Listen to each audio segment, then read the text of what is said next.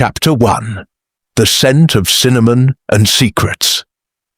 The village of St. Mary Mead wore December like a beloved old cardigan, comfortable, familiar, and perhaps a touch threadbare at the edges. Miss Jane Marple paused at the corner of High Street, her keen blue eyes taking in the cheerful chaos that had descended upon the usually sedate little community. Christmas was less than 3 weeks away, and the annual preparations had transformed the village into something resembling a particularly enthusiastic theatrical production. "Good morning, Miss Marple," called Mrs. Bantry, hurrying past with an armful of holly branches that threatened to escape her grasp at any moment. "Are you going to the bakery? I hear Cecily Thornton has outdone herself this year with her gingerbread houses. Simply marvellous." Miss Marple smiled gently, adjusting her gloves against the crisp morning air. "I thought I might venture that way. Yes, one does like to support local enterprise, especially during the festive season." The Thornton Bakery had been a fixture of St. Mary Mead for 3 generations, though it had only truly flourished in the past 5 years under the management of Cecily Thornton, a handsome woman in her early 40s who had returned to the village after what was generally referred to as an unfortunate situation in London. Miss Marple, who made it her business to understand the fabric of village life, knew that the unfortunate situation had involved a failed marriage to a journalist and a rather spectacular bankruptcy. Cecily had come home with her head held high and her considerable talent for baking, and had transformed her late father's struggling shop into something of a local treasure. As Miss Marple approached the bakery, she noted the small crowd gathered outside the bow-fronted windows, their breath forming little clouds in the cold air as they admired the display. Cecily had indeed created something special, an entire village scene crafted from gingerbread and royal icing, complete with a miniature church, cottages, and even tiny figures that bore an amusing resemblance to various St. Mary Mead residents.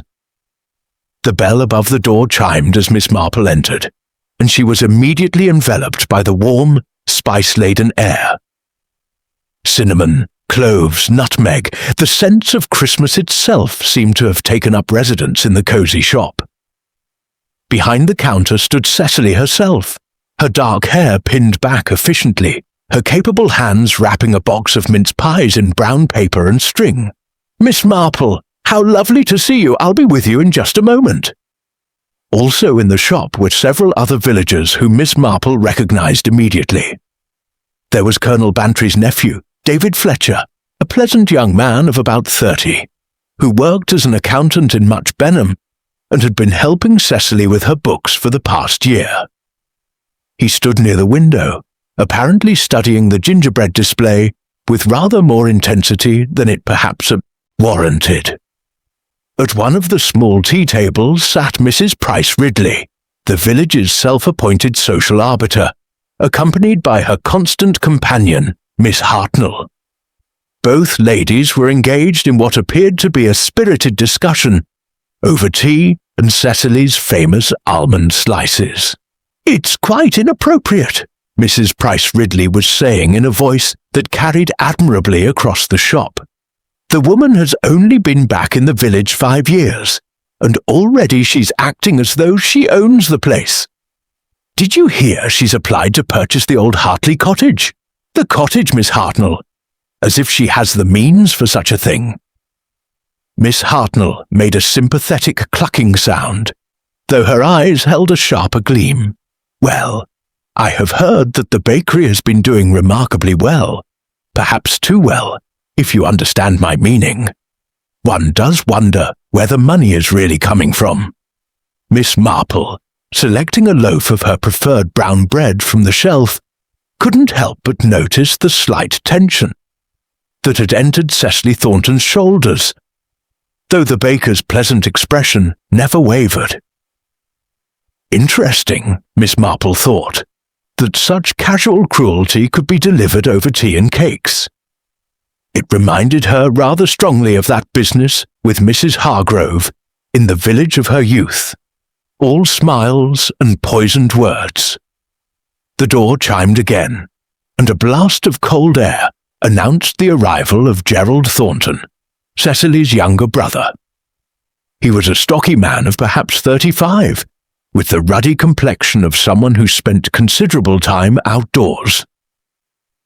He worked as a groundskeeper for Sir Henry Clithering at Gossington Hall, and supplemented his income with odd jobs around the village.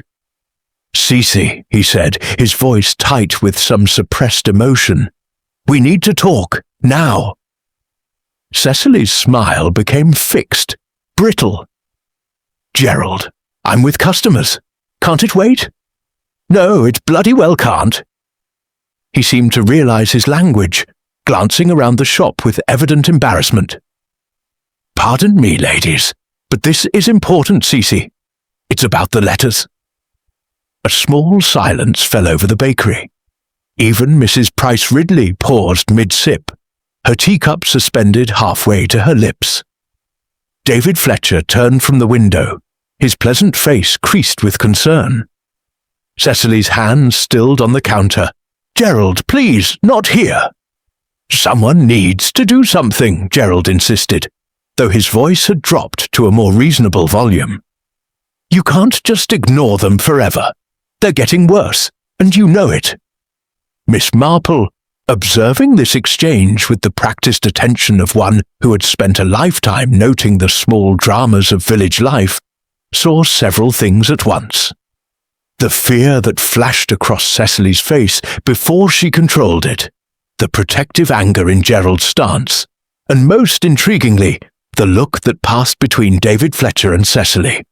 A look that spoke of shared secrets and mutual understanding. "Mr. Thornton," Cecily said with admirable composure, "if you'll wait for me in the back room, I'll speak with you shortly.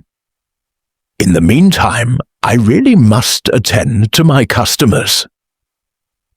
Gerald looked as though he might argue further, but something in his sister's expression stopped him.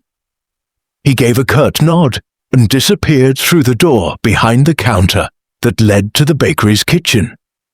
The atmosphere in the shop had shifted, become charged with unspoken questions and speculation. Mrs. Price Ridley and Miss Hartnell had their heads together, whispering furiously.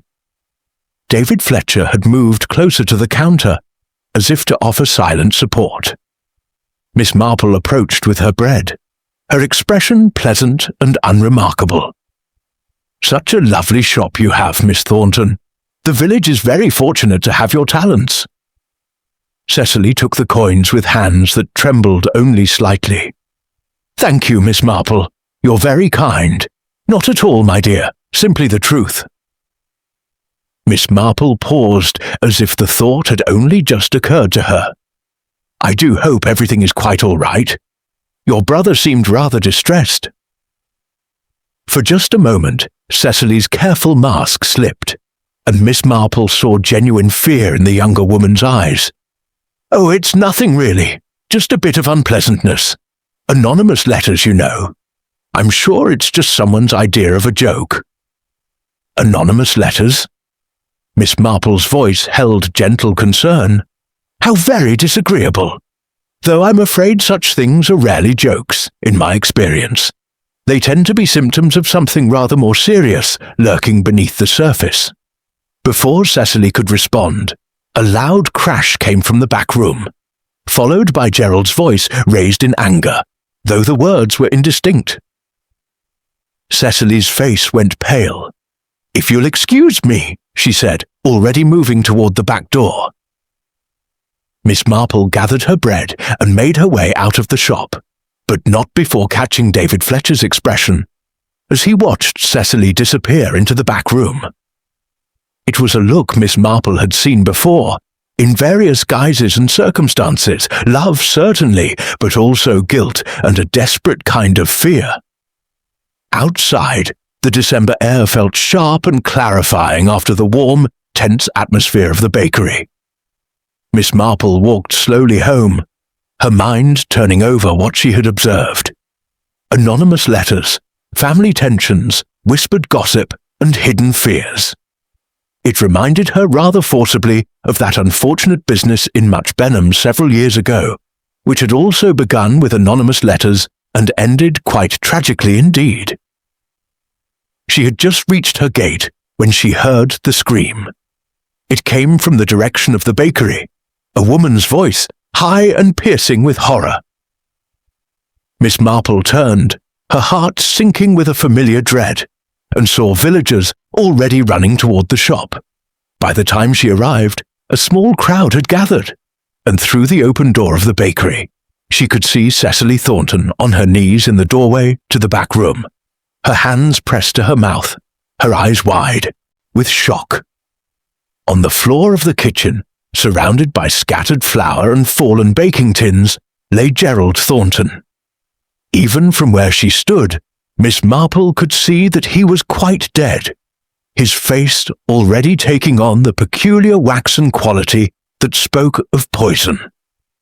And clutched in his hand was what appeared to be a piece of paper, one of the anonymous letters perhaps. Murder had come to St. Mary Mead, dressed in the festive garments of the Christmas season, and Miss Marple, observing the scene with her characteristic attention to detail, knew that beneath the shock and horror, someone in this crowd was very satisfied indeed with the morning's work. Chapter 2. Whispers and Suspicions. Dr. Haydock arrived within minutes, his medical bag in hand, and his usually cheerful face set in grim lines. He knelt beside Gerald Thornton's body, while Police Constable Polk kept the growing crowd at a respectful distance. Miss Marple remained near the door, quiet and unobtrusive, her observant eyes missing nothing. "Dead, I'm afraid," Dr. Haydock announced, rising stiffly from his examination. "Can't say for certain until I've done a proper post-mortem, but I'd wager it's poison. The symptoms are unmistakable. The facial discoloration, the rigid muscles. I'd say something fast-acting, perhaps strychnine or something similar." Cecily Thornton had been helped to one of the tea tables by David Fletcher, who hovered near her protectively. Her face was chalk white, her hands wrapped around a cup of tea that Mrs. Bantry had pressed upon her. She hadn't touched it. "I don't understand," Cecily whispered, her voice barely audible. "I was only gone for a moment, just to fetch more flour from the storeroom. When I came back, he was lying there." "How long were you gone, Miss Thornton?" Constable Polk asked, his notebook at the ready. He was a solid, dependable man, but Miss Marple had observed over the years that he lacked imagination, a quality sometimes essential in detecting crime. 3 minutes, perhaps 4, not long at all. Gerald was alive when I left him. He was looking through the accounts books on the table. Her voice broke. He said he wanted to show me something he'd found, something important about the letters. This caught everyone's attention. Mrs. Price Ridley, who had been watching the proceedings with avid interest, leaned forward. "The anonymous letters, the ones you mentioned earlier?" Cecily nodded miserably. "I've been receiving them for the past month. Horrible things accusing me of all sorts of dishonesty. Gerald wanted to investigate, to find out who was sending them. He thought he'd discovered something in the accounts." David Fletcher's hand tightened on the back of Cecily's chair. "Surely you don't think the letters are connected to this? It must have been an accident, some terrible accident." Dr. Haydock shook his head. "I'm afraid accidents of this nature are exceedingly rare, Mr. Fletcher. Poison doesn't simply appear in food or drink by chance." Miss Marple's gaze moved to the kitchen table, where she could see an open ledger, its pages covered with neat columns of figures. Beside it sat a teacup, still half full, and a plate with the remains of what appeared to be a mince pie. The piece of paper Gerald had clutched in his hand had been carefully removed, and now lay on the counter. A single sheet with words pasted on from newspaper cuttings, in the traditional manner of anonymous correspondence. "May I?" Miss Marple asked quietly, approaching Constable Polk. He hesitated, then nodded. "Just don't touch anything, Miss Marple." She bent over the letter, her sharp eyes taking in every detail. The message was brief but venomous. "Stop stealing from those who trust you. Your crimes will be exposed." The letters had been cut from various newspapers and magazines, making the message look particularly sinister. "How many of these letters have you received, my dear?" Miss Marple asked Cecily gently. "7, over the past month. Each one worse than the last. The first ones just made vague accusations, but lately they've been more specific." Cecily's voice trembled. "They claim I've been embezzling from the bakery, that I'm defrauding customers. It's all lies, Miss Marple. Complete lies." "Of course they are," David Fletcher said firmly. "I do Cecily's accounts. Everything is perfectly legitimate and above board." Miss Marple tilted her head slightly. "You're the bookkeeper for the bakery, Mr. Fletcher." "I help out, yes. I've known Cecily since we were children, and when she reopened the bakery, I offered to manage the financial side of things. My office is in Much Benham, but I come here twice a week to review the books." "How convenient," murmured Mrs. Price Ridley, her tone suggesting anything but convenience. "Young people these days, always spending time together. One does wonder what else might be going on besides bookkeeping." David's face flushed red. "I hardly think that's relevant." "On the contrary," interrupted a new voice from the doorway. "Everything is potentially relevant in the case of murder." Inspector Slack had arrived, his perpetually irritated expression suggesting he viewed the entire business as a personal inconvenience. He was a man who preferred simple cases with obvious solutions, and Miss Marple had observed during previous investigations that he resented complications. "Right then," Slack said, surveying the scene with barely concealed impatience. "Let's have the facts. Who had access to the kitchen this morning?" Cecily looked up, her eyes red-rimmed. "I opened the shop at 7. Gerald arrived around 8:30. David came in about 9, and there were customers in and out all morning. Mrs. Price Ridley, Miss Hartnell, Mrs. Bantry, Miss Marple, several others. And this tea here," Slack pointed to the cup beside the ledger. "Who prepared it?" "I did," Cecily admitted. "Gerald asked for it when he arrived. He always had tea while he worked. I brought it to him around 8:45, along with a mince pie. He particularly loved my mince pies." Inspector Slack's eyes gleamed with what Miss Marple recognized as premature triumph. "So you prepared the food and drink that likely contained the poison, and you were alone with the deceased in the kitchen." "For heaven's sake," David Fletcher protested. "You can't possibly think Cecily would poison her own brother." "I don't think anything yet, Mr. Fletcher. I'm simply gathering facts." Slack turned back to Cecily. "Tell me, Miss Thornton, did your brother have enemies? Anyone who might wish him harm?" Cecily shook her head helplessly. "Gerald was difficult sometimes. He had a temper, and he could be stubborn. But enemies? No, nothing like that."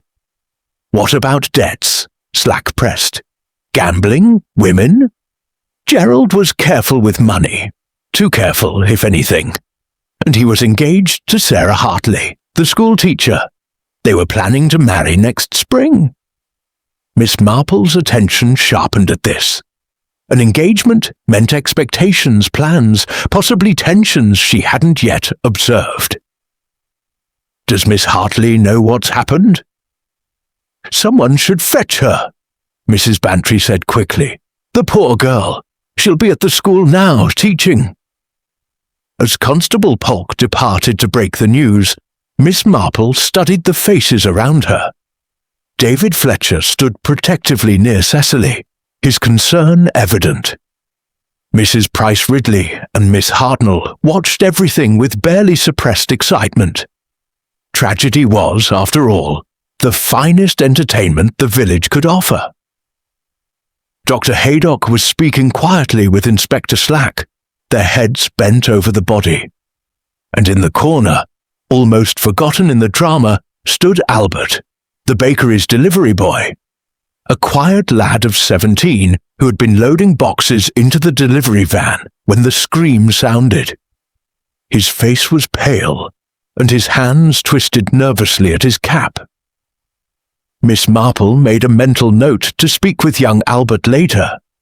In her experience, those who observed from the margins often saw the most. Inspector Slack was now examining the kitchen with methodical thoroughness. "The poison could have been in the tea or the pie," he announced. "We'll have both analysed, along with anything else Mr. Thornton might have consumed this morning." "But who could have done it?" Cecily's voice rose in distress. "The kitchen is right here, visible from the shop. How could anyone have poisoned Gerald's food without being seen?" It was an excellent question, Miss Marple thought, and one that would require very careful consideration indeed. Chapter 3. The School Teacher's Grief. Sarah Hartley arrived at the bakery within the half-hour, brought by Constable Polk in a state of considerable distress. She was a slender young woman of perhaps 28, with soft brown hair, and the sort of gentle, earnest face that suggested she had chosen her profession out of genuine calling rather than convenience. Her eyes, however, were red and swollen from weeping, and her hands trembled as she clutched a handkerchief. "I must see him," she said, her voice breaking. "Please, I must see Gerald." Dr. Haydock placed a gentle hand on her arm. "I don't think that's wise just now, my dear. Better to remember him as he was." But Sarah pushed past him with surprising determination, dropping to her knees beside Gerald's covered form. She pulled back the sheet Dr. Haydock had placed over him, and a fresh wave of sobs shook her small frame. "Who would do this? Who would do such a terrible thing?"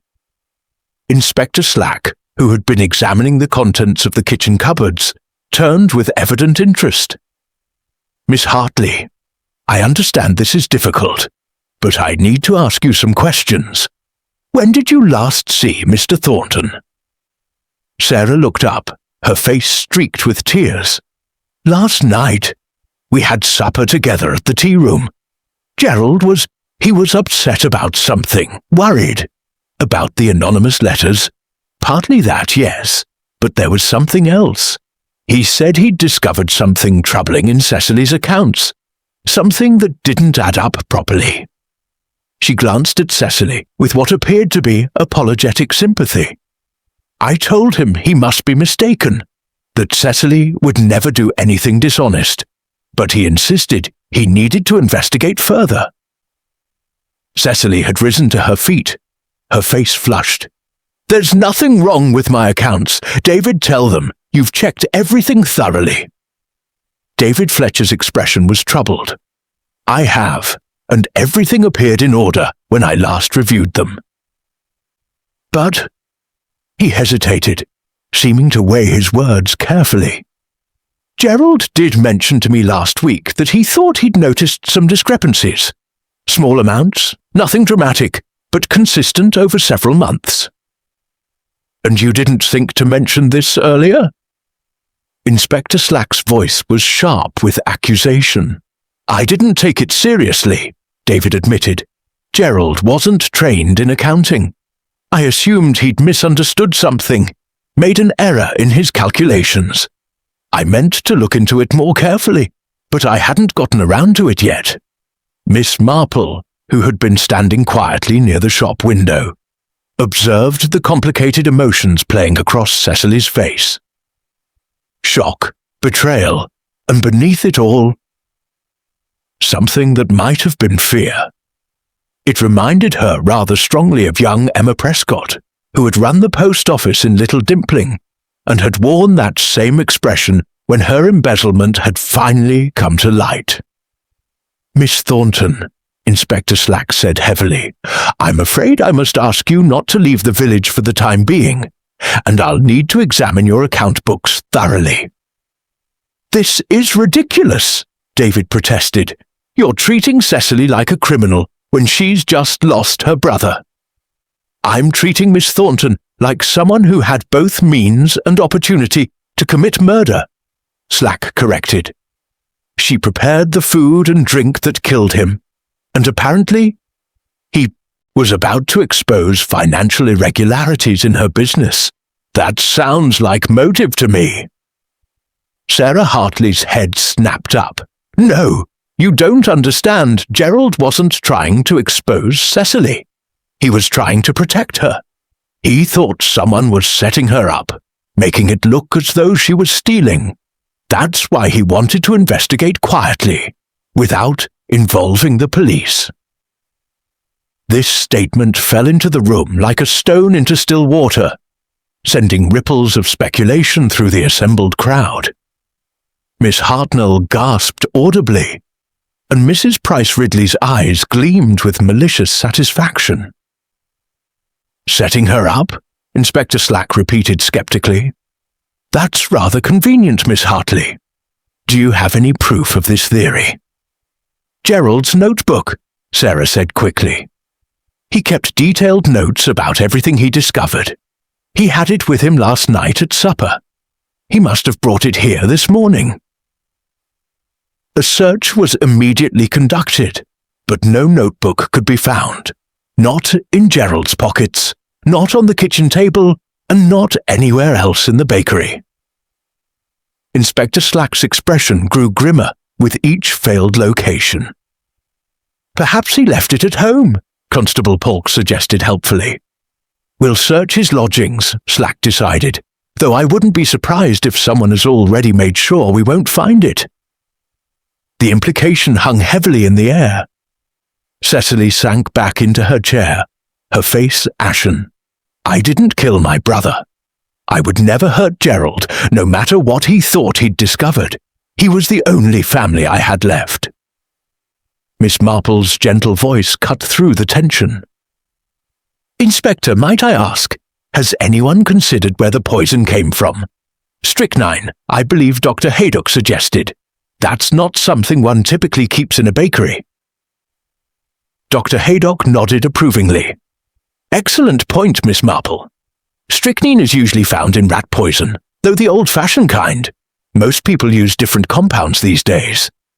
"The old Hartley cottage," Mrs. Price Ridley announced, with barely suppressed excitement. "It's been empty for 2 years since old Mr. Hartley died, and I know for a fact he kept rat poison in the garden shed. The very old-fashioned kind, because he didn't trust modern chemicals." All eyes turned to Sarah Hartley, whose face had gone very pale indeed. "The cottage belonged to my great-uncle. When he died, it passed to me. But I've never used any rat poison. I haven't even been inside the shed since his death." "But you have access," Inspector Slack noted. "Keys to the property?" "Yes, of course, but I'm not the only one. The estate agent has a set, and several people in the village know where great-uncle kept a spare key, under the stone owl by the back door. He was always locking himself out." Miss Marple filed this information away carefully. A poison that was readily accessible to multiple people, hidden in a cottage that had stood empty for 2 years. It suggested premeditation, someone who had planned, carefully and known exactly where to obtain what they needed. "There's something else," Sarah said suddenly, her voice small. "Gerald told me last night that he'd confronted someone about the letters. He wouldn't tell me who. Said it was too dangerous to involve me. But he seemed frightened, Miss Marple. Not like himself at all. He made me promise that if anything happened to him, I would make sure the truth came out about Cecily's innocence." "How very dramatic," Mrs. Price Ridley murmured. "Though I suppose it makes sense now, doesn't it? He confronted someone, and that someone decided to silence him before he could tell what he knew." Inspector Slack pulled out his notebook with renewed energy. "Miss Hartley, think carefully. Did Gerald give you any hint at all about who he'd spoken to?" Sarah shook her head miserably. "Only that it was someone we all trusted. Someone who moved through the village freely, and whom nobody would suspect. He said that was what made it so perfect and so dangerous." The words sent a chill through the bakery. Miss Marple looked around at the familiar faces. Mrs. Price Ridley with her sharp, calculating eyes, Miss Hartnell with her eager expression, David Fletcher with his protective stance near Cecily, even Dr. Haydock and Constable Polk, both of whom had served the village faithfully for years. Someone we all trusted. Albert, the delivery boy, suddenly spoke up from his corner, his voice cracking slightly with nervousness. "Begging your pardon, but I saw something this morning, before all this happened. I was loading the van around 8:30, and I saw someone going into the shed behind the bakery. The one where Miss Thornton keeps extra supplies." Every head turned toward the boy. Inspector Slack strode forward. Who did you see?" Albert's face flushed crimson. I'm not certain. It was just a figure in a dark coat, moving quickly. Could have been a man or a woman.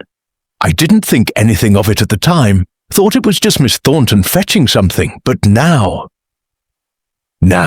Miss Marple thought, it suggested that someone had indeed entered the bakery's storage area that morning, possibly to access the kitchen without being noticed from the shop. The layout of the building suddenly seemed very significant indeed. Chapter 4. The shed and the suspect. Inspector Slack wasted no time in organizing an examination of the storage shed.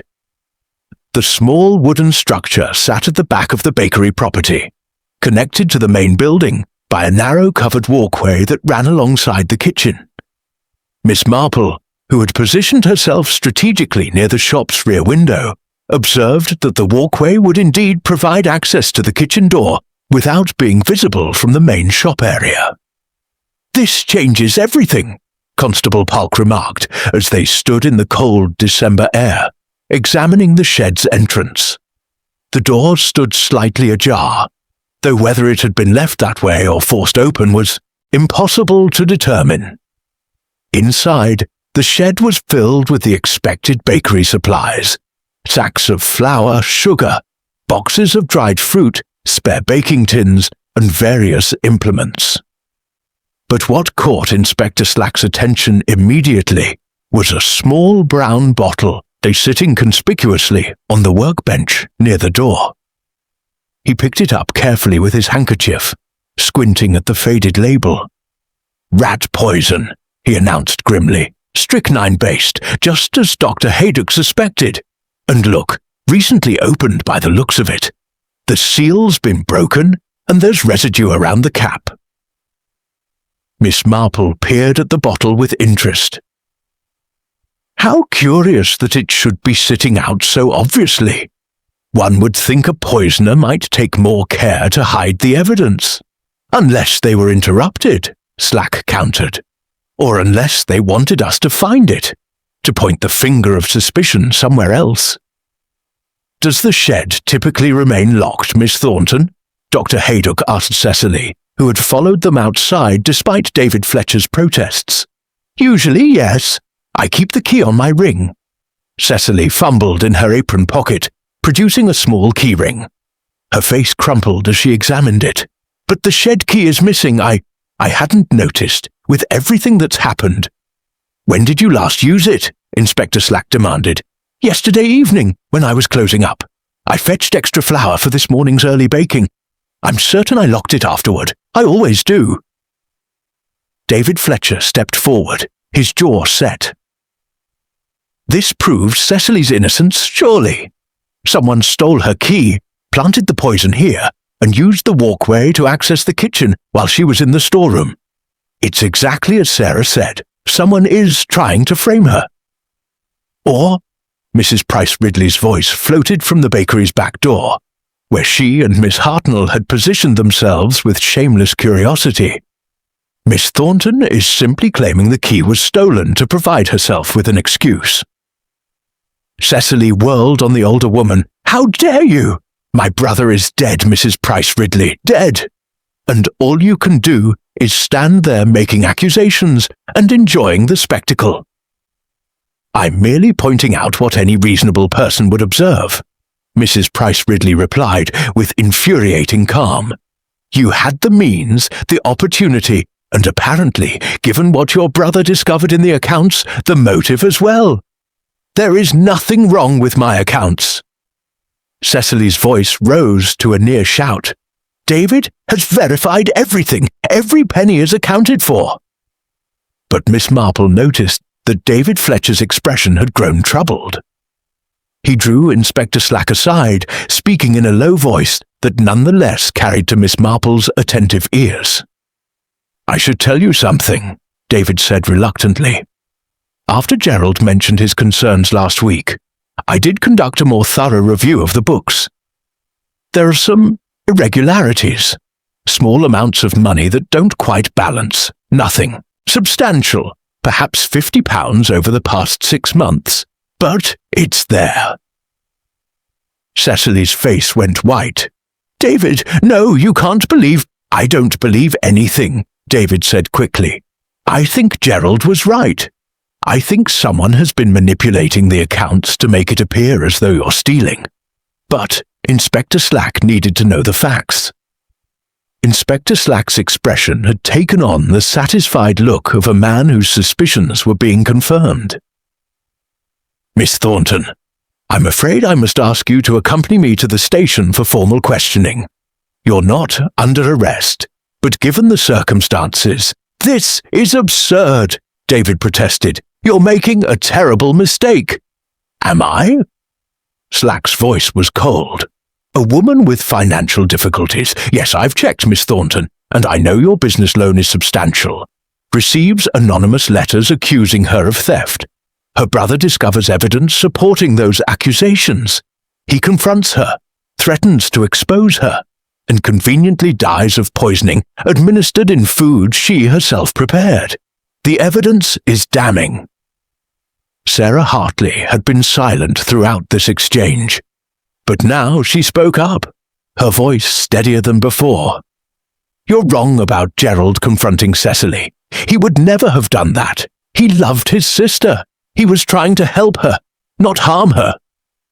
Perhaps, Slack said, or perhaps that's what he told you to keep you from asking too many questions.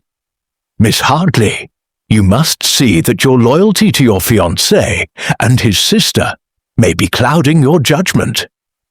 Miss Marple had been examining the shed's interior with careful attention.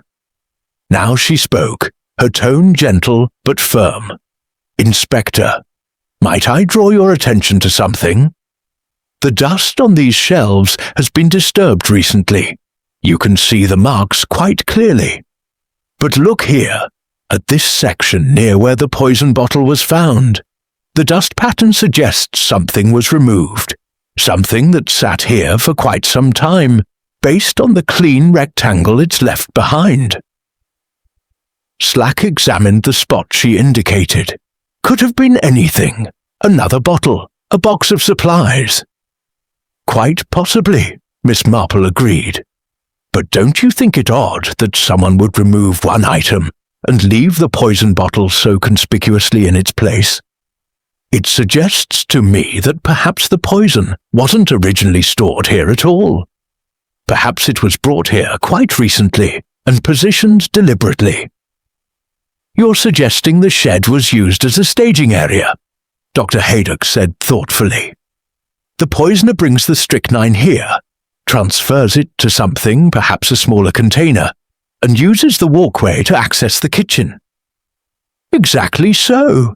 And the missing item from the shelf might be whatever they used for the transfer. Inspector Slack's expression suggested he found this theorizing tiresome. Speculation, Miss Marple. What I have are facts. Miss Thornton had access to the poison.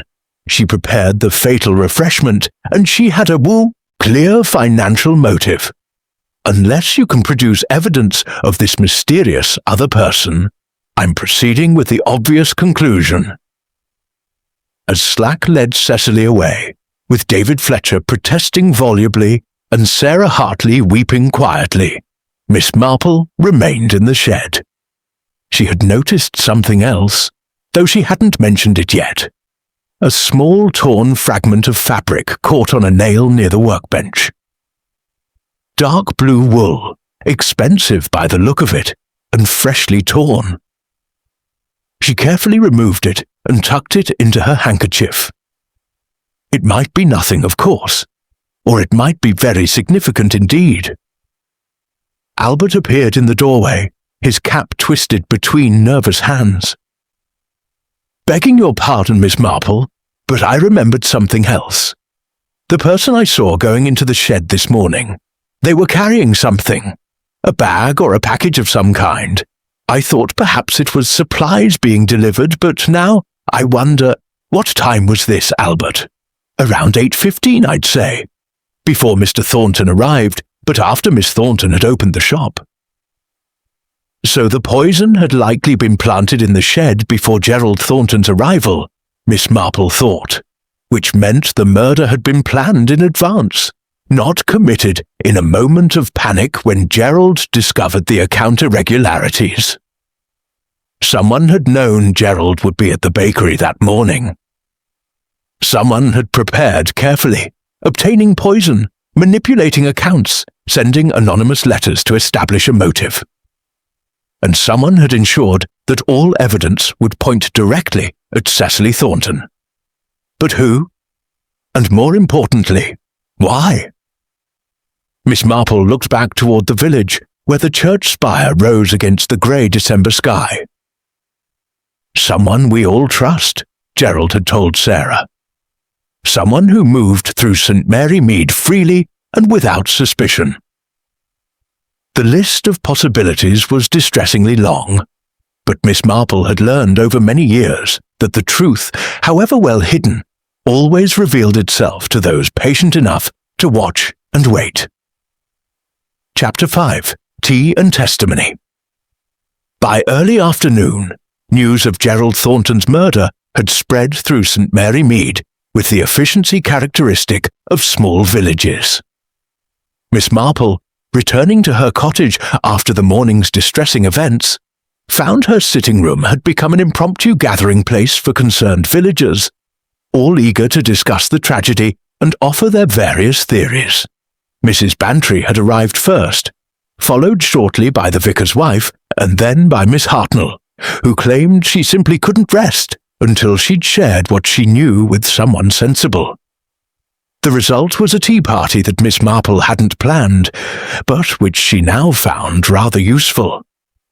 "The whole thing is perfectly dreadful," Mrs. Bantry declared, accepting a cup of tea. "Poor Cecily Thornton. I've always found her quite pleasant, though of course one never really knows what goes on behind closed doors." "Indeed not," Miss Hartnell agreed with relish. "And there's the matter of her past in London. That failed marriage, the bankruptcy. One has to wonder if there wasn't more to those circumstances than we've been told." Miss Marple poured tea with steady hands, her expression pleasantly neutral. "I believe Miss Thornton's marriage ended because her husband proved to be a gambler and a spendthrift. Hardly her fault, one would think. But these financial irregularities that Gerald discovered," the vicar's wife said worriedly. "If there really is money missing from the bakery accounts, it does look rather suspicious." £50 over 6 months, Miss Marple murmured. "Not a fortune, certainly. Barely £10 a month. It reminds me rather of that business with the church auxiliary funds in Upper Longstock. Do you remember Mrs. Bantry? Everyone assumed Mrs. Patterson had been stealing, but it turned out to be her daughter, taking small amounts to cover gambling debts." Mrs. Bantry's eyes widened. Good heavens, I'd forgotten about that. The daughter had been so clever about it, making it look as though her mother was responsible. But surely you're not suggesting that Gerald was stealing from his own sister? I'm not suggesting anything, Miss Marple replied mildly. I'm simply observing that financial irregularities don't always originate where they appear to originate. Miss Hartnell leaned forward. Are you implying that David Fletcher might have been embezzling? He does handle all the accounts. Mr. Fletcher seems genuinely devoted to Miss Thornton, the vicar's wife objected. Surely he wouldn't betray her trust in such a manner. Devoted, yes, Miss Hartnell said meaningfully. Perhaps too devoted? Everyone knows he's been in love with Cecily for years, ever since they were children. But she's never shown any particular interest in return. A man rejected can become quite bitter, you know. Miss Marple carefully refilled the teacups. Tell me, do any of you know anything about these anonymous letters? Miss Thornton mentioned receiving 7 of them over the past month. Anonymous letters are the work of a deeply disturbed mind, Mrs. Bantry said firmly. We had a spate of them in the village about 10 years ago. Do you remember? They caused the most terrible upset before the culprit was discovered. Who was it? The vicar's wife asked. I don't recall. Miss Pettigrew, the postmistress, Mrs. Bantry said. She was lonely and wanted attention. The letters gave her something to talk about with everyone who came into the post office. Of course, she had to retire after the truth came out. This case feels different, Miss Marple observed. These letters seem designed to accomplish something specific, to damage Miss Thornton's reputation and create suspicion around her finances. They're not random malice, but targeted destruction. The vicar's wife shivered. How horrible! But who would hate Cecily enough to do such a thing? That, Miss Marple said softly, is the essential question.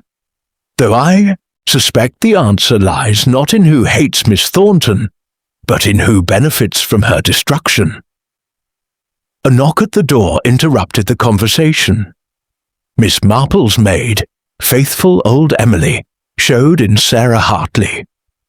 The young woman's eyes were still red from weeping, but she carried herself with quiet dignity.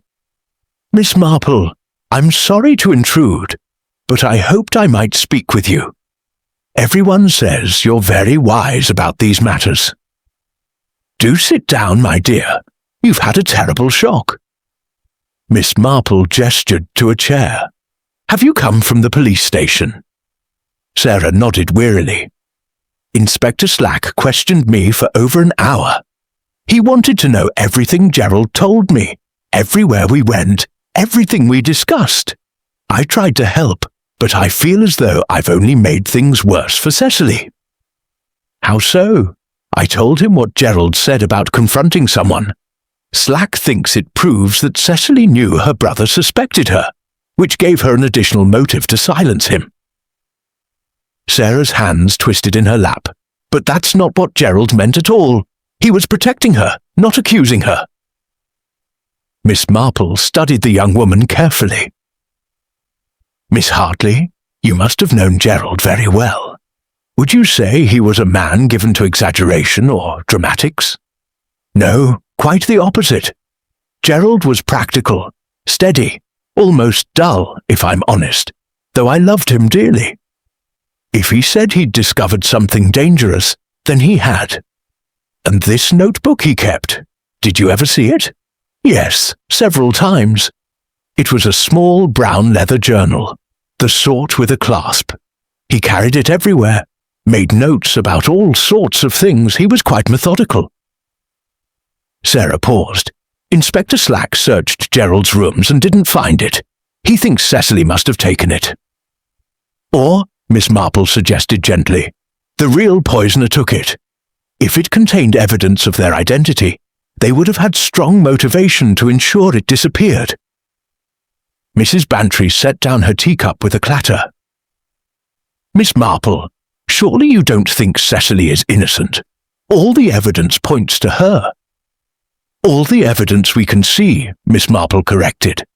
But evidence can be arranged, Mrs. Bantry, like flowers in a bouquet, placed just so to create a particular impression. She turned back to Sarah. My dear, I need you to think very carefully. When Gerald said he'd confronted someone, did he give any indication at all of where or when this confrontation took place? Sarah frowned in concentration. He said it was somewhere public, where they couldn't make a scene, and he seemed almost triumphant, as though he'd caught them off guard, caught them doing something they shouldn't. Caught them in the act, perhaps, Miss Marple murmured.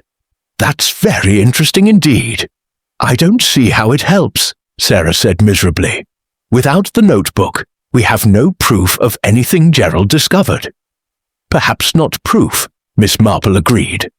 But Gerald wasn't the only observer in this village. Someone else may have seen what he saw, even if they didn't realize its significance at the time. Miss Hartnell leaned forward eagerly. Are you planning to investigate, Miss Marple, like you did with that business at the Bantrys, and that unfortunate matter with the vicarage? I'm simply going to observe, Miss Marple said mildly, and perhaps ask a few questions. One learns so much from casual conversation, don't you find? She looked at Sarah with sympathy. My dear, you should go home and rest. You've been through quite enough for one day. After Sarah departed, followed shortly by the other ladies, Miss Marple sat alone with her knitting, her needles clicking steadily as she thought. The pieces of this puzzle were beginning to take shape, though the complete picture remained frustratingly unclear. Someone had planned Gerald Thornton's murder with considerable care. They had manipulated accounts, sent anonymous letters, stolen poison from an accessible location, and arranged circumstances to ensure Cecily would be blamed. But they had made mistakes. Small ones, perhaps, but mistakes nonetheless. The torn fabric in the shed, the missing notebook, the timing of Albert's observation, and most tellingly, the sheer elaborateness of the scheme itself. In Miss Marple's long experience, murderers who planned so carefully often did so not because they were clever, but because they were afraid. And fear, she had found, often led to revelation. Chapter 6. Discoveries in the dark. The following morning dawned grey and cold, with a bitter wind that promised snow before nightfall.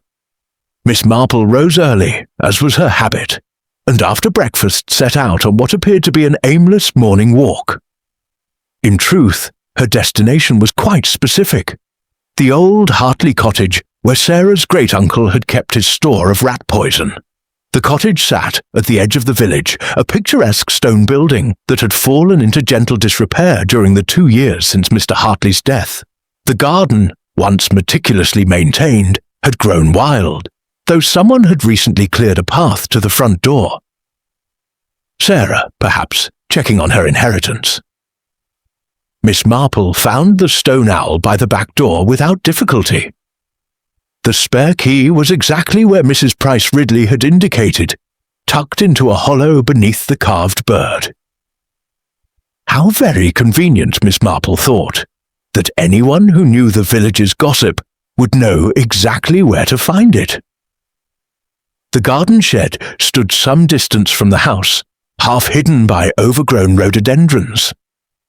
The door was unlocked, carelessness or confidence, and inside the musty smell of long neglect hung heavy in the air. Various gardening implements leaned against the walls, and on a high shelf, Miss Marple could see several bottles and tins bearing faded labels. She was examining these when a voice from the doorway made her start. Miss Marple, whatever are you doing here? David Fletcher stood in the entrance, his expression startled and somewhat suspicious. He carried a briefcase and looked as though he'd been walking with purpose before stumbling upon her. "Good morning, Mr. Fletcher," Miss Marple said pleasantly, as though being discovered in someone else's garden shed was perfectly normal. "I was simply satisfying my curiosity about where the poison might have originated. And you? This seems rather out of your way from much Benham." David's face flushed. "I came to see Cecily. Inspector Slack released her last night. Insufficient evidence to hold her, though he's made it clear she remains his primary suspect. She's staying with friends in Much Benham until the bakery can reopen." "And you thought to search the Hartley cottage first?" He had the grace to look embarrassed. "I had the same thought you did. If I could prove the poison came from here, and that multiple people had access to it, it might help establish reasonable doubt. Though I see I'm not the first to think of it." "Indeed not." Miss Marple gestured to the shelf. "I count 3 bottles that might once have contained strychnine-based rat poison. 2 are empty and covered in dust, suggesting they haven't been touched in years. But this 3rd one—" She indicated a space on the shelf where the dust pattern clearly showed a bottle had recently been removed. "This was taken quite recently. Within the past few weeks, I would estimate." David studied the shelf with interest. So someone did take poison from here. But without the bottle, we can't prove when or by whom. "Can't we?" Miss Marple's eyes twinkled. "Look more carefully, Mr. Fletcher. What do you see?" He examined the shelf, then shook his head. "Just dust and empty spaces." "Precisely. The bottle was removed by someone who didn't wish to draw attention to the theft. They left the other bottles in place and carefully avoided disturbing the surrounding dust more than necessary. But look here." She pointed to a faint mark in the dust. "A fingerprint, partial but visible. Someone touched the shelf when removing the bottle, probably to steady themselves." David's eyes widened. "Inspector Slack should see this. It might be evidence." "Indeed it might, though I wonder—" Miss Marple moved closer to examine the print. "It's quite small. A woman's hand, perhaps, or a young person's. Not, I think, Gerald Thornton's. He had rather large hands, didn't he?" "Yes, he did." David's voice was quiet. "Miss Marple, do you believe Cecily is innocent?" "I believe," Miss Marple said carefully, "that the truth is often more complicated than it first appears. Tell me, Mr. Fletcher, you've known Miss Thornton since childhood. What can you tell me about her relationship with her brother?" David seemed relieved to talk. "They were close, despite their differences. Cecily was always the ambitious one, the one with dreams of something beyond village life. Gerald was content here. He liked the outdoors, simple pleasures, routine. When Cecily's marriage failed and she came home, Gerald was wonderfully supportive. He helped her renovate the bakery, encouraged her business plans, even though he didn't fully understand them. And yet he suspected her of embezzlement. No. David's response was vehement. That's what Inspector Slack doesn't understand. Gerald suspected someone was framing Cecily, not that she was actually guilty. He wanted to protect her, to find proof before the accusations became public. And did he tell you what he'd discovered? David hesitated, and in that hesitation, Miss Marple saw something significant. Guilt, perhaps, or knowledge that weighed heavily. Not directly, but the day before he died, he came to my office in Much Benham. He wanted me to check specific transactions in the bakery accounts, dates and amounts he'd written down. I promised I would, but... His voice trailed off miserably. But you didn't get the chance. I looked at them that evening. He was right. The transactions he'd flagged didn't match the corresponding entries in the supplier invoices. Someone had been altering the books, making small withdrawals, and disguising them as legitimate business expenses. And these altered entries, when did they begin? About 6 months ago, right around the time David stopped abruptly, his face paling. Right around the time what, Mr. Fletcher? He shook his head. It's probably nothing. Just a coincidence. In my experience, Miss Marple said gently, coincidences in murder investigations are rarely coincidental. What happened 6 months ago? David took a deep breath. Sarah Hartley inherited this cottage, and she hired me to evaluate it for potential sale. I came here several times to assess the property, review the contents, that sort of thing. Gerald helped me with some of the work, cataloguing items, checking the structure of the outbuildings. The implications hung in the air between them.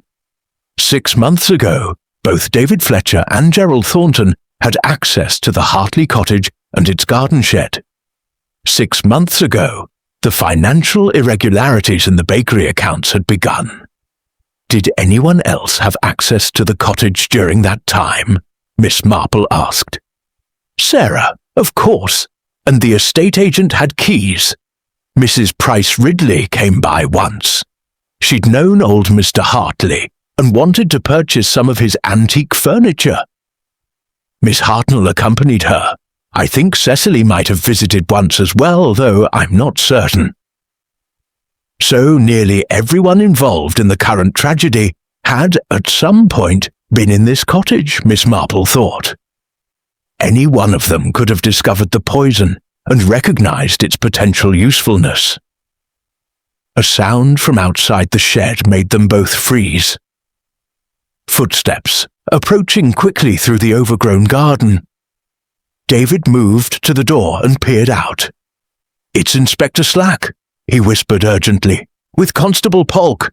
If he finds us here, he'll think we're tampering with evidence. Then we mustn't be found, Miss Marple said calmly. Jadeju was already moving toward the back of the shed, where a small window stood partially open. Come along, Mr. Fletcher. Sometimes discretion truly is the better part of valor. They slipped out just as Inspector Slack's voice called from the front of the cottage. Miss Marple and David hurried through the rhododendrons, emerging onto a side lane that led back toward the village centre. Both were slightly breathless, and Miss Marple's hat had gone decidedly askew. That was rather exciting, she remarked, adjusting her hat. Though I do hope the inspector notices that fingerprint. It may prove quite significant. David looked at her with newfound respect. You're quite remarkable, Miss Marple. Most ladies your age would have fainted at the prospect of climbing through a window.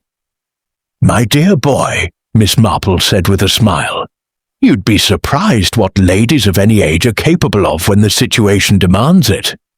Now, I believe we should part ways here. You have Cecily to comfort, and I have some thinking to do. Chapter 7. The Village Grapevine. Miss Marple spent the remainder of the morning in what appeared to be ordinary village activities, purchasing stamps at the post office, browsing the limited selection at the greengrocer's, and stopping by the vicarage to deliver some knitting for the church charity bazaar. In reality, each stop was carefully calculated to gather information from St. Mary Mead's most reliable source of intelligence, everyday conversation. At the post office, Miss Marple encountered Mrs. Clement, the doctor's wife, who was collecting a parcel.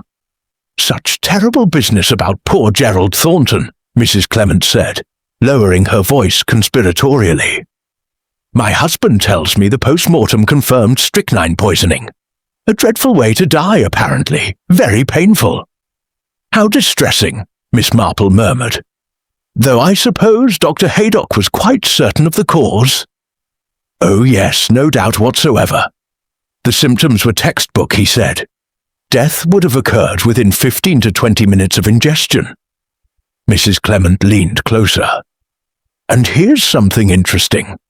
My husband mentioned that the concentration was quite high.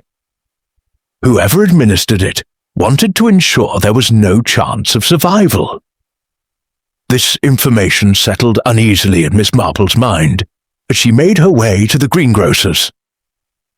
Such a concentrated dose suggested not just intent to kill, but a certain ruthlessness. This was not the work of someone who acted in panic, but someone who had planned with cold deliberation. At the greengrocer's, she found young Albert helping his mother sort through a delivery of winter vegetables. The boy's face brightened when he saw her. "Miss Marple, I've been hoping to see you. I remembered something else about that morning." His mother, a practical woman with flour-dusted hands, nodded approvingly. "Go on, Albert. Tell Miss Marple what you told me." The boy set down a bunch of carrots. "It's about the figure I saw going into the shed. I said I couldn't tell if it was a man or woman, but I did notice they were wearing good shoes, polished leather, the sort that catch the light, not working boots or anything ordinary." "Good shoes," Miss Marple repeated thoughtfully. "That's very observant of you, Albert.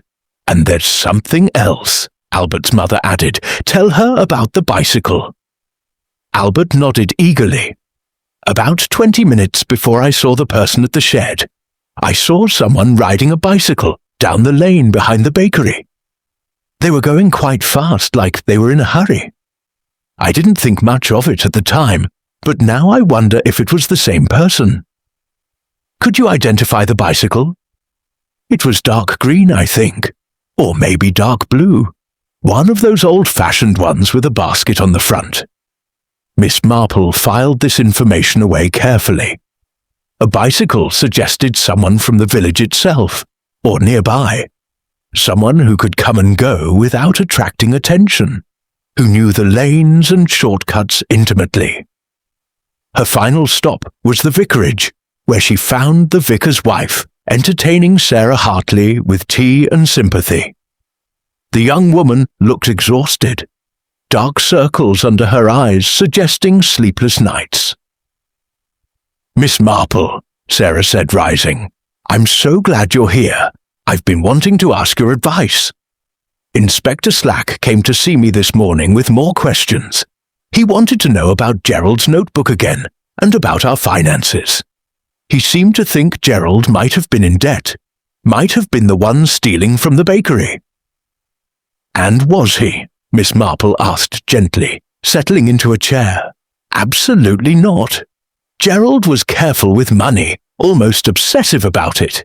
He'd been saving for our wedding, for a house. He had nearly £300 in his account." Sarah's voice trembled. Inspector Slack suggested that perhaps Gerald took money from the bakery and blamed Cecily to cover his own tracks, that I might have been in on it with him. The vicar's wife made a sympathetic sound. "How perfectly dreadful! As if you haven't suffered enough." Miss Marple considered this new angle. £300 was a substantial sum for a groundskeeper. "Forgive me for asking, my dear, but did Gerald have any source of income beyond his wages from Sir Henry Clithering? He did odd jobs around the village, and he was quite skilled at furniture restoration. He'd buy broken pieces at estate sales and repair them for resale. He had quite an eye for valuable items." Sarah managed a watery smile. "He found a genuine Chippendale chair at a farm auction once, buried under junk, sold it for £50. "How clever of him," Miss Marple murmured. "And these estate sales and auctions, did he attend them regularly?" "Every few weeks. He'd take his bicycle and go all over the county. Sometimes he'd be gone all day Saturday, visiting sales in different villages." "The bicycle again," Miss Marple noted. Though Gerald's bicycle would hardly be distinctive. Half the village owned similar models. Still, the coincidence was suggestive. "Miss Hartley," Miss Marple said carefully, "when Gerald told you he'd confronted someone about the letters, did he mention where this person might have obtained the evidence they were using against Cecily?" Sarah frowned in concentration. "He said something about documents, that someone had access to the bakery's private papers and was using them to construct a false narrative. He was quite angry about it, said it was a betrayal of trust. Private papers, the vicar's wife repeated. But who would have access to those besides Cecily herself? David Fletcher, certainly, Miss Marple said, as the bookkeeper, and presumably Gerald himself as Cecily's brother. Anyone else? The bank manager, Sarah suggested. Mr. Pettigrew at Lloyd's. He'd have copies of statements and loan documents. And the estate agent who helped Cecily secure the business loan, the vicar's wife added. That would be Mr. Crossley from Much Benham. He handled all the paperwork when she reopened the bakery. Miss Marple made a mental note to inquire about Mr. Crossley. Estate agents moved in many circles, had access to all sorts of confidential information. And Much Benham was close enough that someone could easily travel between there and St. Mary Mead without attracting notice. A sudden commotion outside drew their attention. Through the vicarage window, they could see Inspector Slack striding purposefully down the high street, followed by Constable Polk. Several villagers had stopped to watch, sensing drama. The vicar's wife moved to the window. They're going toward Miss Hartnell's cottage. I wonder what that's about. Miss Marple rose and joined her, her heart quickening slightly. Miss Hartnell's cottage sat directly across from the bakery. If anyone had observed unusual activity that morning, it would have been Miss Hartnell, whose fascination with her neighbour's business was legendary. Within minutes, Inspector Slack emerged from the cottage with Miss Hartnell in tow. The elderly woman looked both excited and frightened, clutching a handkerchief and talking rapidly. They proceeded to the police station, with half the village watching in fascination. Good heavens, the vicar's wife breathed. Surely Inspector Slack doesn't suspect Miss Hartnell. But Miss Marple's sharp eyes had caught something else. The small object that Constable Polk carried carefully in a paper bag. It looked rather like a notebook. A brown leather notebook with a clasp. I believe, Miss Marple said slowly, that Miss Hartnell may have some explaining to do, though whether she's a suspect or a witness remains to be seen. Sarah had gone very pale. That looked like Gerald's notebook. Why would Miss Hartnell have Gerald's notebook? It was an excellent question, and one that Miss Marple very much wanted answered. She excused herself and made her way toward the police station, arriving just as Mrs. F. Price Ridley was departing, her face alight with malicious satisfaction. Caught red-handed, Mrs. Price Ridley announced to the small crowd that had gathered. Inspector Slack found the notebook hidden in Miss Hartnell's sewing basket. She claims she found it in the lane behind the bakery the morning of the murder and was too frightened to come forward. But we all know Miss Hartnell's capacity for invention when it suits her purposes. Miss Marple absorbed this information thoughtfully. Miss Hartnell finding the notebook was plausible. She did have a habit of early morning walks, often timing them to observe the comings and goings of her neighbours. But hiding it rather than immediately reporting it to the police? That suggested either fear or guilt. Or, Miss Marple thought with sudden clarity, it suggested that Miss Hartnell had seen something that morning, something she believed she could use to her advantage. Chapter 8. The Notebook's Secrets by Evening. The entire village was abuzz with speculation about Miss Hartnell's involvement in the affair. Miss Marple, however, had secured an invitation to take tea with Inspector Slack at the police station, an arrangement facilitated by Sir Henry Clithering, the former Commissioner of Scotland Yard, who maintained a respect for Miss Marple's insights despite Inspector Slack's initial scepticism. I still don't see why we need amateur interference, Slack grumbled, though he did pour Miss Marple a cup of tea with grudging courtesy. The case is straightforward enough. Miss Hartnell's testimony only confirms what I already suspected. Perhaps you might share what Miss Hartnell told you, Miss Marple suggested gently. and what was written in the notebook. Slack hesitated, then seemed to decide that Miss Marple's connections to Sir Henry made cooperation prudent. Very well. Miss Hartnell claims she found the notebook in the lane behind the bakery at approximately 7:30 on the morning of the murder.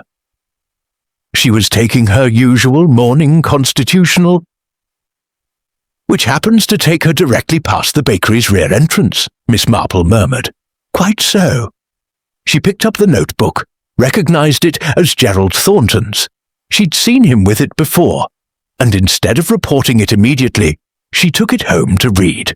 How very like Miss Hartnell, Miss Marple observed. Curiosity has always been her besetting sin. And what did she discover? Slack opened the brown leather notebook and pushed it across the table. See for yourself. It's quite damning. Miss Marple adjusted her spectacles and began to read. Gerald Thornton's handwriting was neat and methodical, the entries dated and organized. The final pages contained his investigation into the bakery's financial irregularities. November 15th. Notice discrepancy in flour supplier payment.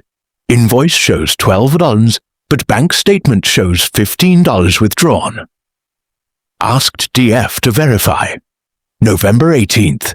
DF claims it's a clerical error, but I checked the October. Records, similar pattern. Small amounts, consistently over several months. November 22nd. Confronted about the pattern. Denied everything, became defensive. Claims someone else must have access to the accounts. November 28th. Discovered something significant. The altered entries coincide exactly with DF's visits to review the books. No alterations on weeks when DF was away. December 1st. Must be careful. DF knows I'm suspicious. Offered to explain everything if I'd meet privately. I agreed. Want to hear the excuse before I tell Cecily. Miss Marple looked up, her expression troubled. DF, David Fletcher. Gerald suspected him, not Cecily. Precisely, Slack said with satisfaction. And here's where it gets interesting. Miss Hartnell claims she saw David Fletcher in the lane behind the bakery at approximately 7:45 that morning. She didn't think much of it at the time. Fletcher often visited the bakery early. But now, knowing he was under suspicion, it takes on new significance. Did Miss Hartnell see him drop the notebook? She says she didn't see him with it, but she found it shortly after seeing him pass by. She admits she should have come forward immediately, but she wanted to read it first, see if there was anything interesting. Slack's tone made clear his opinion of such behavior. Miss Marple turned the pages carefully, reading Gerald's earlier entries. There were notes about furniture purchases, estate sales, observations about village life. And then, several pages from the end, an entry that made her pause. November 25th. Saw something disturbing at the Hartley cottage. Must investigate further before drawing conclusions. If I'm right, this is bigger than just the bakery accounts. Inspector, Miss Marple said slowly. Did you notice this entry? Gerald saw something at the Hartley cottage 4 days before he confronted David Fletcher about the accounts. Slack frowned. What of it? Fletcher was working there, evaluating the property, probably saw him pinching something from the estate. Perhaps, Miss Marple said doubtfully, but read the next entry. November 27th. Confirmed my suspicions. The items are there, hidden in the shed. But how to proceed? If I'm wrong, I'll look a fool. If I'm right, someone I've known all my life is a criminal. Items in the shed, Miss Marple repeated. Not money, not documents, items? What items, Inspector? Stolen goods, obviously. Fletcher's been embezzling from the bakery and probably stealing from the cottage as well. But Miss Marple wasn't convinced. Something about the phrasing troubled her. Gerald had said someone I've known all my life. That applied to many people in St. Mary Mead, not just David Fletcher. And why would furniture or antiques be hidden in the Hartley Cottage's shed, when that's precisely where one would expect to find such things? Inspector, have you searched the Hartley Cottage shed since reading this entry? Slack shifted uncomfortably. We conducted a preliminary search this afternoon. Found nothing unusual, just old gardening equipment and empty poison bottles. Did you search thoroughly? Check for hiding places? As thoroughly as time permitted. Miss Marple, I appreciate your interest, but the evidence is clear. David Fletcher had means, motive, and opportunity. He was embezzling from the bakery. Gerald discovered it, and Fletcher silenced him before he could tell Cecily. And the anonymous letters? Miss Marple pressed. Why would Mr. Fletcher send letters accusing Cecily of embezzlement if he was the actual thief? To deflect suspicion. Make it look as though someone was framing Cecily, when in fact he was framing himself to appear innocent. Slack tapped the notebook. It's all here, Miss Marple. Fletcher knew Gerald was getting close to the truth, so he stole poison from the cottage, planted it in the bakery shed, and poisoned the tea while Cecily was in the storeroom. But the timing, Miss Marple objected. Gerald didn't arrive at the bakery until 8:30. How would Mr. Fletcher know he would be there that morning to poison? Gerald must have arranged to meet him. Fletcher came early, perhaps through the back lane to avoid being seen from the shop, poisoned the tea in advance, and then left.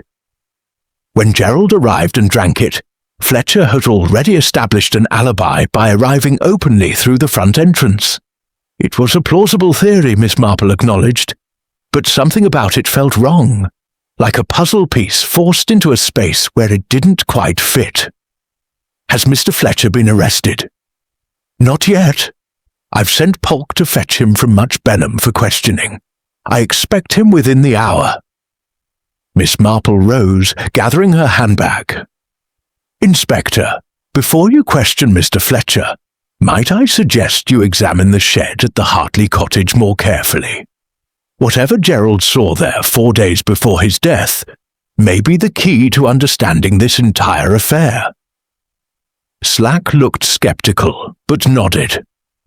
I'll send Polk after we've questioned Fletcher. Now, if you'll excuse me, I have a murderer to interview.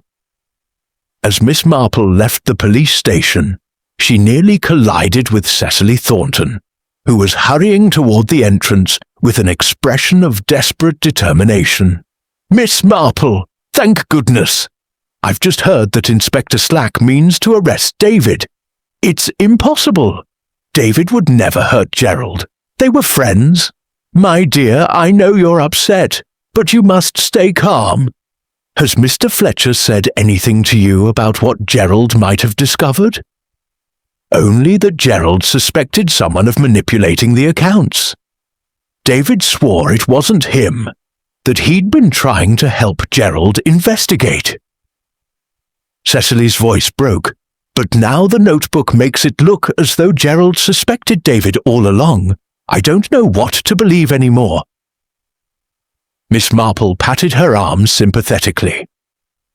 Sometimes the truth is obscured by exactly what we expect to see. Tell me, was your brother familiar with antiques, furniture restoration, that sort of thing? Cecily looked surprised by the question. Gerald, he had quite an eye for valuable pieces.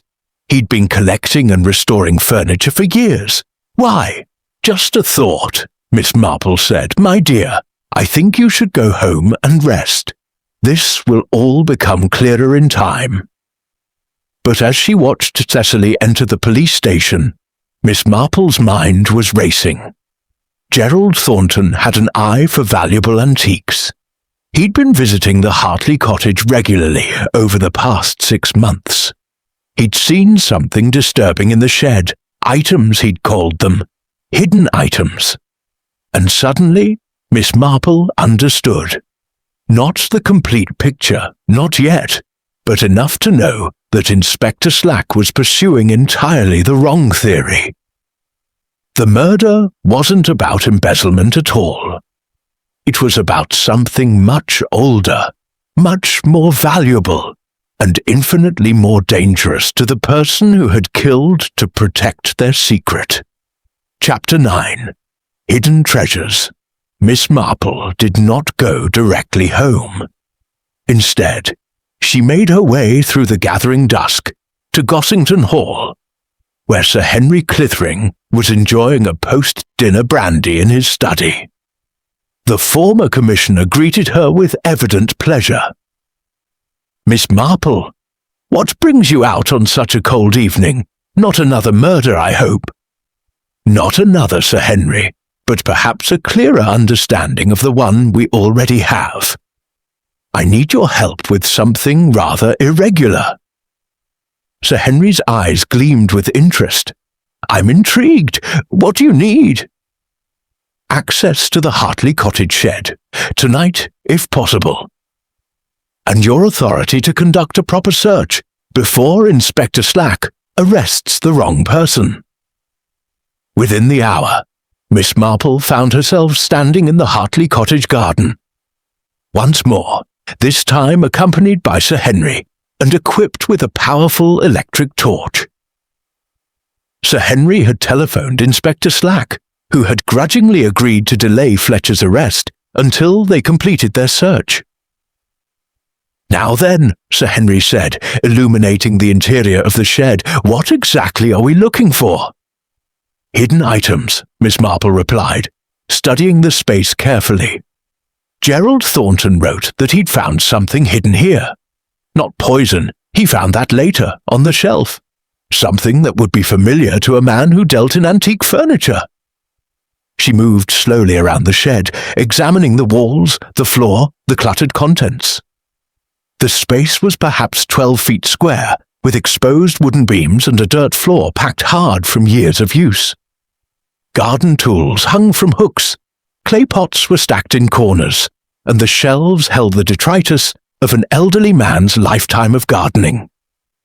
"Miss Marple," Sir Henry said, after 15 minutes of fruitless searching, "are you certain there's something here? Perhaps Gerald was mistaken, or perhaps whatever he saw has since been removed."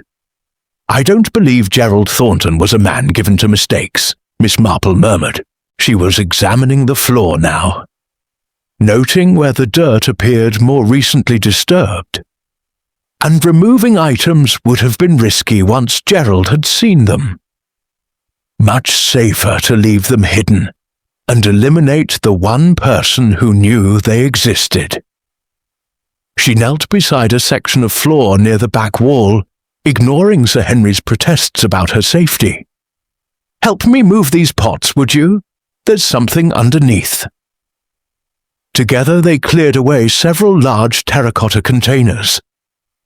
Beneath them, the dirt had been scraped away to reveal wooden planks, a trapdoor of sorts, cunningly concealed and clearly not original to the shed's construction. Sir Henry's expression grew serious. "This is significant. Shall I fetch Inspector Slack?" "In a moment. First, let's see what warranted poor Gerald's murder." The trapdoor lifted with some effort, revealing a shallow space beneath the shed floor. Inside, wrapped in old blankets and oilcloth, were approximately a dozen items. Sir Henry carefully removed them one by one, placing them on the workbench, where their torch illuminated them properly. Silver, beautiful, gleaming silver. A Georgian tea service, ornate candlesticks, a collection of antique spoons bearing hallmarks that even Miss Marple's untrained eye recognized as valuable, and a small painting in an elaborate gilt frame, a landscape that looked distinctly Dutch in origin. "Good Lord," Sir Henry breathed, "these must be worth thousands of pounds."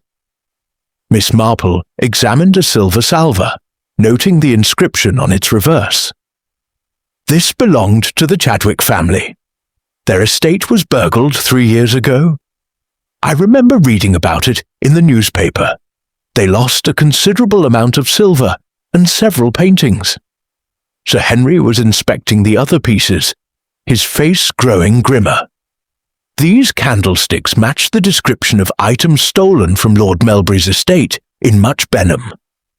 And I'd wager that painting is one of the 3 taken from the Ashford Gallery 18 months ago. A cache of stolen goods, Miss Marple said quietly, hidden here in this forgotten shed, waiting to be retrieved when the attention died down. Gerald Thornton discovered it, and that discovery cost him his life. But who put them here? Sarah Hartley inherited the cottage, but surely Miss Hartley is innocent, I'm quite certain, Miss Marple interrupted. She had no reason to kill her fiancé, and by all accounts, she knew nothing of these thefts.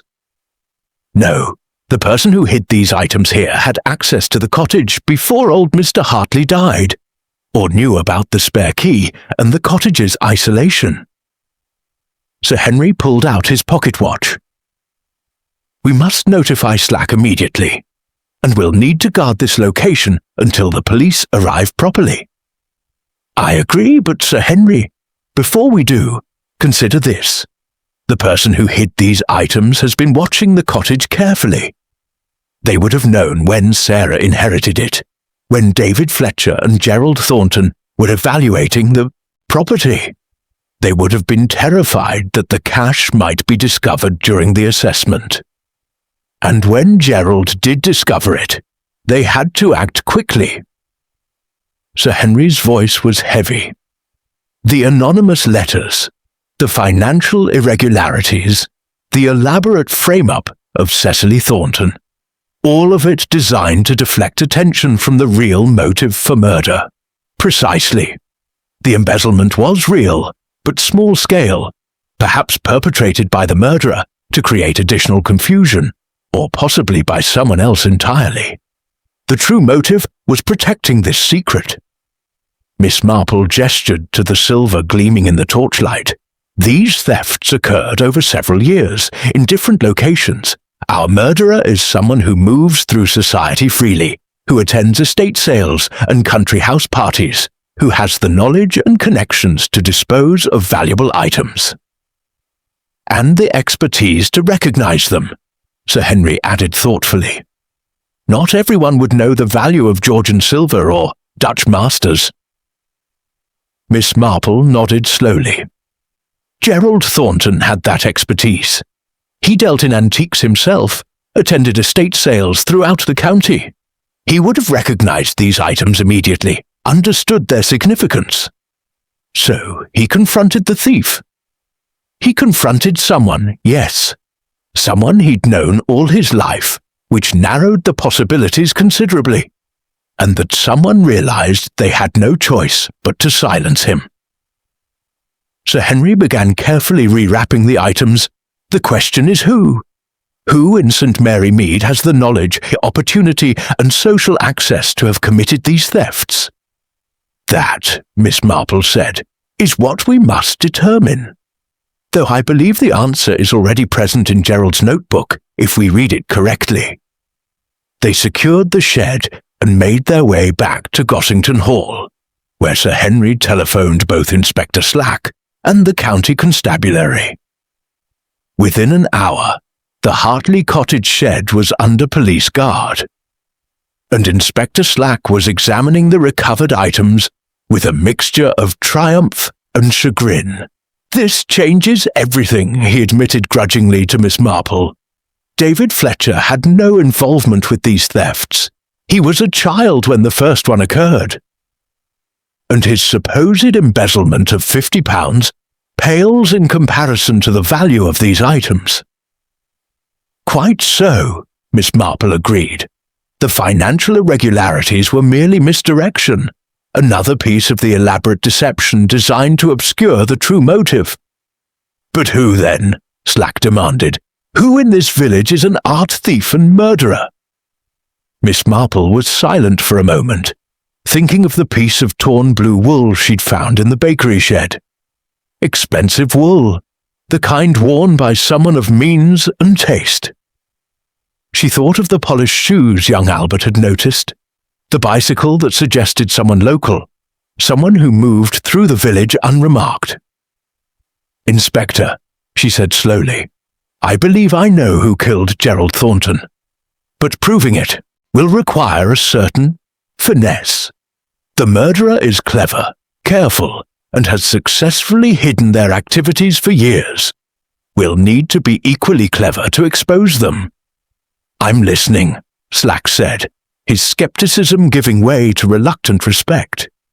And Miss Marple, her eyes bright with the particular satisfaction of a puzzle finally coming together, began to explain her plan. Chapter 10. The trap is set. The following afternoon, Miss Marple's sitting room was once again filled with visitors, though this gathering had been arranged with considerable care. Present were Cecily Thornton and David Fletcher, Sarah Hartley, Mrs. Price Ridley, and Miss Hartnell, Dr. Haydock, and the vicar's wife. Inspector Slack had positioned himself unobtrusively near the door, while Sir Henry Clithering sat beside the fireplace, lending the occasion an air of official gravity. "I'm sure you're all wondering why I've asked you here," Miss Marple began, pouring tea with her usual gracious composure. "The recovery of the stolen items from the Hartley cottage shed has cast Gerald Thornton's murder in an entirely new light." Mrs. Price Ridley leaned forward eagerly. "So it's true. There really were stolen goods hidden there.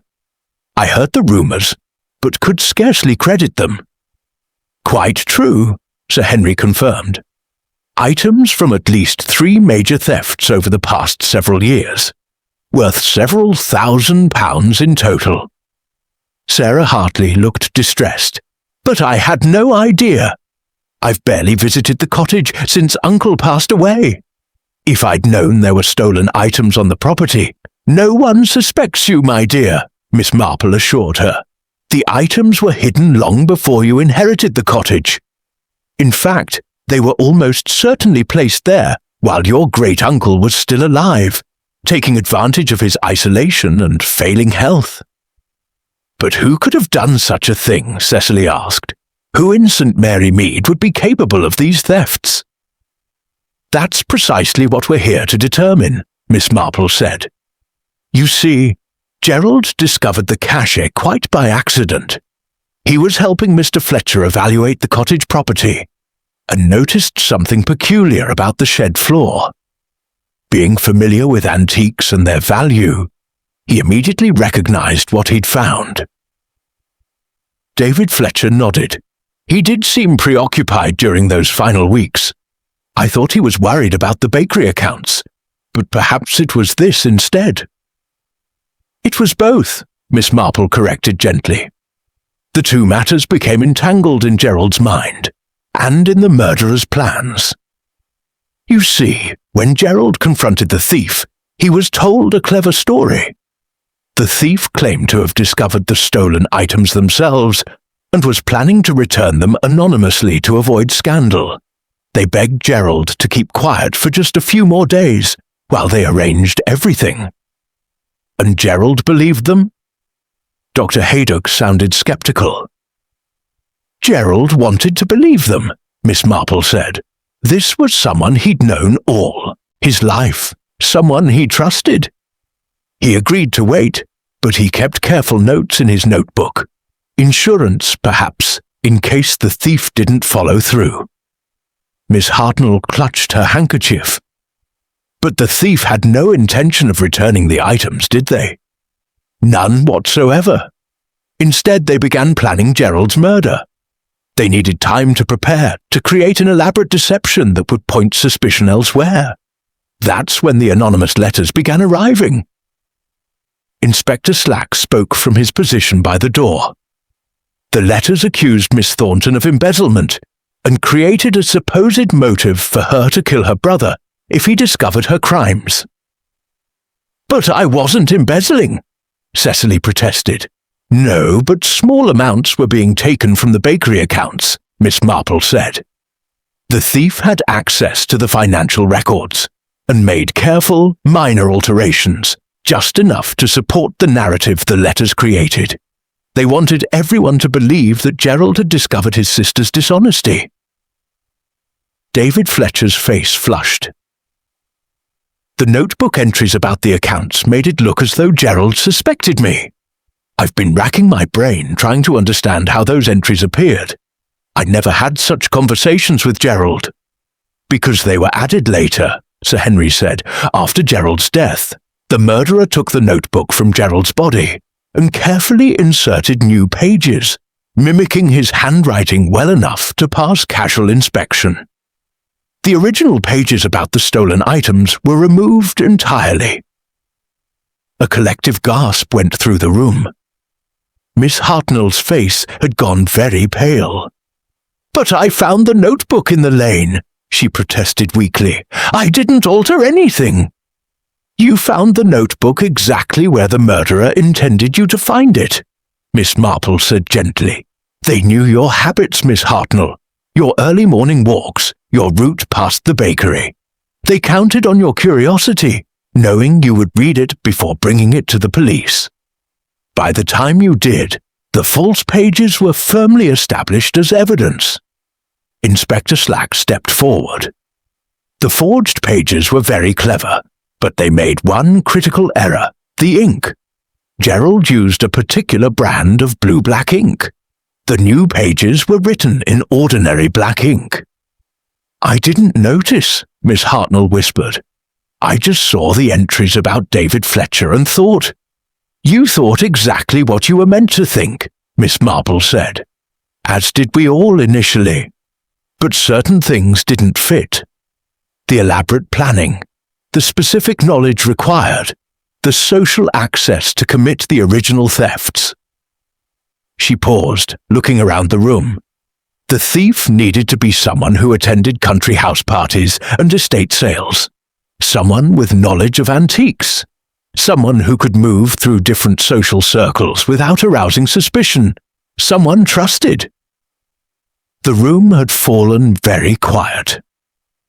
Sarah Hartley looked confused, Cecily frightened. David Fletcher was watching Miss Marple intently. The thief also needed access to the Hartley cottage before Sarah inherited it, Miss Marple continued. They needed to know about the spare key, the isolated location of the shed, and they needed to know Gerald's habits, when he would be at the bakery, when he would be alone. Mrs. Price Ridley had begun to shift uncomfortably in her chair. Her eyes darted toward the door, where Inspector Slack stood blocking the exit. "The torn fabric I found in the bakery shed was expensive blue wool," Miss Marple said quietly. "The kind used in quality ladies' coats. And young Albert mentioned seeing polished shoes, good leather shoes, not working boots." "This is ridiculous," Mrs. Price Ridley said, her voice sharp. "You're making wild accusations based on scraps of fabric and a delivery boy's observations." "Am I?" Miss Marple met her gaze steadily. "You visited the Hartley cottage 6 months ago to purchase antiques from Mr. Hartley's estate.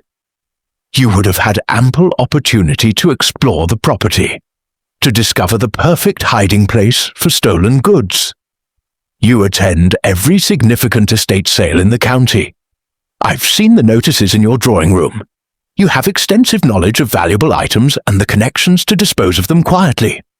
"Nonsense! I would never—" "You were also the person Gerald confronted," Miss Marple continued calmly. "He saw you at the cottage shed, didn't he? Perhaps retrieving one of the items to sell or checking on your cash. He confronted you somewhere public, perhaps at the church Christmas Bazaar Committee meeting last week. You told him a convincing story, bought yourself time to plan his murder." Mrs. Price Ridley had risen to her feet, her face flushed with anger and something like fear. "You have no proof of any of this. It's all speculation and gossip." "We have the blue wool fibre that matches your coat," Inspector Slack said, "and we have the partial fingerprint from the Hartley Cottage shed shelf. We'll compare it to yours, Mrs. Price Ridley. I suspect it will match." Chapter 11. The Final Pieces. Mrs. Price Ridley's composure cracked like fine porcelain struck by a hammer. "This is absurd. You're basing this entire theory on a scrap of fabric and the word of a delivery boy. I demand you release me immediately." "There's more," Miss Marple said quietly. "Much more, I'm afraid. You see, I've been thinking about the timing of everything. The thefts began approximately 4 years ago, just after your husband's business ventures failed and you were forced to economize. Not dramatically, of course. You're far too clever for that. But small economies that must have grated on someone of your social standing." Miss Hartnell gasped. "Agnes, is this true? Were you in financial difficulties?" "My finances are none of your concern," Mrs. Price Ridley snapped. But her hauteur had lost its conviction. Her hands trembled as she reached for her handbag. Inspector Slack moved, quickly, intercepting her. "I'll take that if you don't mind." He opened the bag and removed its contents: a handkerchief, a compact, some coins, and a small brown bottle. He held it up to the light. "Dr. Haydock, would you examine this?" The doctor took the bottle carefully, uncorked it, and sniffed cautiously. His face grew grave. "Strychnine solution, quite concentrated. I use it for rats in the garden," Mrs. Price Ridley said quickly. "That's perfectly legal." "Perhaps," Sir Henry said, "but rather suspicious to carry it in your handbag, wouldn't you say? Unless you anticipated needing it today." Miss Marple had noticed the bottle's significance immediately. "You brought it here because you intended to use it again, didn't you? When I sent word that I'd discovered something important about Gerald's murder and asked everyone to gather here, you knew I'd uncovered the truth. You thought perhaps you could create another accident to silence me. Poison in the tea, perhaps, with so many people present that identifying the culprit would be nearly impossible." The room erupted in shocked exclamations. Sarah Hartley had gone white, and Cecily clutched David Fletcher's arm. Mrs. Price Ridley's facade finally shattered completely. She sank back into her chair, her face collapsing into haggard lines. "You don't understand," she whispered. "You couldn't possibly understand what it's like to lose everything, to watch your position in society crumble because your husband was a fool." "So you became a thief," Inspector Slack said flatly. "I became a survivor." The words burst from her with surprising vehemence. "I attended parties at grand houses, sat in drawing rooms surrounded by treasures, and I thought, why not? These people have so much, and they barely notice what they own. A few pieces gone missing from crowded estates, blamed on servants or distant relatives. Who would suspect someone of my standing?" Miss Marple's voice was gentle but firm. "And the Hartley cottage became your hiding place. Old Mr. Hartley was failing, rarely went into his shed. You had visited him socially over the years. You knew about the spare key, the isolation. It was perfect, wasn't it? A place to store items until the investigations died down, and you could safely sell them through middlemen." "It worked beautifully for years," Mrs. Price Ridley said bitterly, "until Gerald Thornton started poking around the property. I saw him there one day, knew he'd found the cash. I thought I could manage him. He was simple, trusting. I told him I'd discovered the items and was planning to return them. I begged him to give me time to arrange it properly, to avoid scandal." "But you had no intention of returning anything," David Fletcher said, his voice hard. "Of course not. Do you know what those items were worth? Enough to restore my position, to live comfortably again. I couldn't let some groundskeeper destroy that because of misplaced morality. Sarah Hartley stood abruptly, her face twisted with grief and rage. You killed the man I loved. Gerald trusted you, and you murdered him. He was going to expose me. Mrs. Price Ridley's voice rose to a near shriek. He gave me 1 week to return the items. When I didn't, he said he was going to the police. I couldn't allow that. I'd worked too hard, risked too much. Inspector Slack was taking notes rapidly. Tell us exactly what happened the morning Gerald Thornton died. Mrs. Price Ridley seemed to deflate, all fight draining from her. I'd been planning it for days. I took poison from the old bottles at the Hartley cottage. I'd seen them years ago when visiting. I planted 1 bottle in Cecily's shed to establish a trail. That morning, I rode my bicycle down the back lane early, around 8 o'clock. I knew Gerald would arrive at 8:30. He'd told me he was going to check Cecily's accounts one more time before confronting her about the supposed embezzlement. Supposed embezzlement that you created, Miss Marple interjected. It was insurance, Mrs. Price Ridley said. I'd been accessing the bakery's accounts through... She stopped, seeming to realize she was about to implicate someone else. Through your connection to the bank, Miss Marple supplied. Mr. Pettigrew, the bank manager, is your cousin, I believe. You prevailed upon him to give you copies of Cecily's financial records, claiming you were concerned about your investment in the bakery, the loan you'd provided when she reopened. This revelation brought another gasp from the assembled group. Cecily looked stricken. You were my silent investor. You were the one who insisted on reviewing the accounts quarterly. I needed access, Mrs. Price Ridley said flatly, and I used that access to make small alterations over several months. Nothing dramatic, just enough to support the anonymous letters I'd begun sending. If Gerald exposed me, I wanted everyone to believe Cecily was the real criminal. So that morning, Inspector Slack prompted, you entered the bakery through the back, through the storage shed and along the covered walkway. Cecily was in the shop with customers. I slipped into the kitchen, found the tea she'd prepared for Gerald sitting on the table. It was simple enough to add the poison, just a few drops in the cup. Then I left the same way I'd come. And Gerald's notebook? Sir Henry asked. Mrs. Price Ridley's expression hardened. I waited outside, hidden in the garden behind the bakery. When Cecily screamed, everyone rushed to help. In the confusion, I slipped back into the kitchen and took the notebook from Gerald's pocket. I knew what was in it, his notes about the stolen items, about our conversation.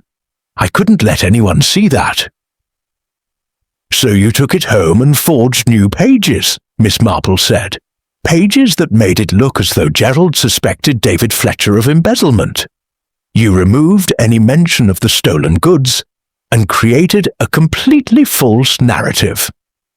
I used samples of Gerald's handwriting from old auction catalogues he'd annotated. I'd kept several over the years. The forgery wasn't perfect, but I thought it would be good enough. Then I dropped the notebook in the lane where I knew Miss Hartnell would find it. She's so predictable, always walking past the bakery at the same time each morning, always desperate for gossip. Miss Hartnell made a small sound of distress, but said nothing. You nearly succeeded, Miss Marple observed, if not for several small errors.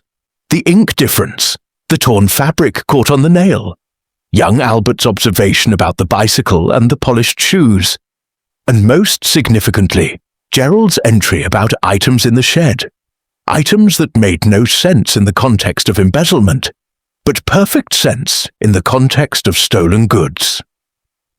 Mrs. Price Ridley's shoulders slumped in defeat. I thought I'd been so clever. Years of successful thefts, a perfect hiding place, a victim who trusted me. How did you know? What gave me away?" Miss Marple set down her teacup with a gentle clink. "Human nature, Mrs. Price Ridley. It always comes down to human nature. Your greed, your pride, your desperate need to maintain appearances at any cost. I've seen it before, in different guises and circumstances. The particulars change, but the fundamental weakness remains constant." Inspector Slack moved forward with handcuffs.